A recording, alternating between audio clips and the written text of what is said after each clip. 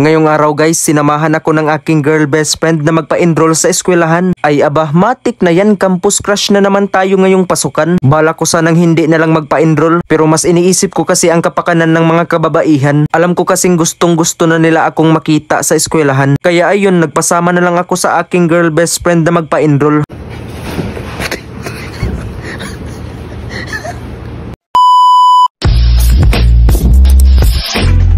At ayun na nga, panibagong handsome video na naman. Grabe, ang pugi ko talaga. Okay, gwapo ng aking umaga. Dahil pasukan na naman, ready ko na lang ang aking sarili. Alam ko kasing enrollment pa lang, dudumugin agad tayo ng mga kababaihan. Hahay, pasukan na naman, matik, campus crush na naman ako neto. Hindi pala tayo magkukommute ngayon papuntang eskwelahan. Magmumotor muna ako gamit ang aking Mio Papart. At iyon na nga, fast forward, andito na ako. Evo Philippines, baka naman isang helmet lang. Huy, ayan na nga, tanggalin ko na ang helmet. Huy, hala, grabe. Ang pugi naman yan. Uy, si Alden Richards ba yan? Sana Francis, hindi mo na lang tinanggal ang helmet. So ayun, dahil andito na ako sa eskwelahan, andito na rin ang aking girl best friend. Anak ng pugi, isang oras na pala siyang naghihintay sa labas. Para humupa ang galit niya, nilibre ko na lang siya dito sa Jollibee na walang aircon. Grabe guys, napakahalimaw netong kumain. Tignan nyo naman ang natira. Naging fossils na lang ang manok.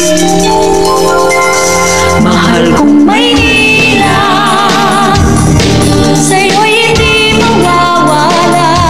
Pagkatapos naming kumain, pumasok agad kami sa eskwelahan. Siya pala ang bodyguard natin ngayon, no, para ba mas mabawas-bawasan ba ang pagdumog ng mga kababaihan sa akin. Rason ni Francis kasi takot pa magpa-enroll. Umakyat na pala kami sa itaas dyan para kumuha ng enrollment form at fill upan ito. Siya na lang ang nag-fill up kasi palagi naman siyang tama. My personal assistant.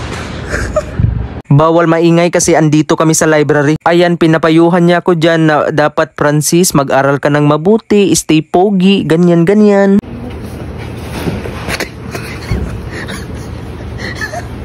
Hay nako, muntik pa tayong makatikim ng right hook. As you can see, no, ang dami talagang kababaihan na umaaligid sa akin. Ay stay, magpapa-enroll din. Pero guys, nung mga nakaraang araw before ako nagpa-enroll, nag-meet up kami sa isa sa pinakagwapo, kasunod ko lang, na TikToker na si Jetro Alaban. As you can see guys, no, obvious na obvious mas pogi ako. Ay stay, magkapareho kaming pogi. Ang pinagkaiba lang ay magaling siyang kumanta, ako hindi. Joke lang guys, napakabait talaga nitong taong to. Tapos napakapogi pa. Tignan nyo, nag-collab ang dalawang gwapo. Bitaw Jetro, salamat sa pag-visit og unta magkita patapuhon. I love you.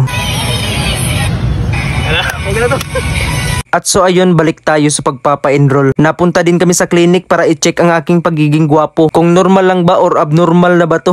Ang tagal din bago kami matapos dito. Ito pala ang mga dati kong kaklase, napakamahiyain sa kamera pero napakadaldal sa personal. Kasabayan ko lang sila nagpa-enroll. Sana hindi ko ulit sila maging kaklase. Hirap kasi palagi tayong hinihingian ng answer. Kaya ayun, palagi din kaming zero. At sa wakas, buong araw na paghihintay, officially enrolled na, tapos ito yung tuition. Huwag na kayong magtaka ha kung hanggang first semester lang ako. Hindi ko pala nasabi sa inyo no, na same school kami ng aking girl best friend. Dahil officially enrolled na tayo tapos maulan-ulan ang panahon ay alams na. Matik na yan dahil malamig ang panahon ay ang sarap magpares. Tignan nyo naman, grabe ang taba na nilagay ni Kuya. Char, food vlogger yan. Shout out sa pinaka-idol kong food vlogger, Charlie Boy. Anak ng pogi, ayaw ng girl best friend ko magpares. Ito daw yung gusto niya, chicken skin, it all you can ka sa akin. So ayun lang, dito lang magtatapos ang ating handsome video. Hanggang sa muling pagiging gwapo, paalam.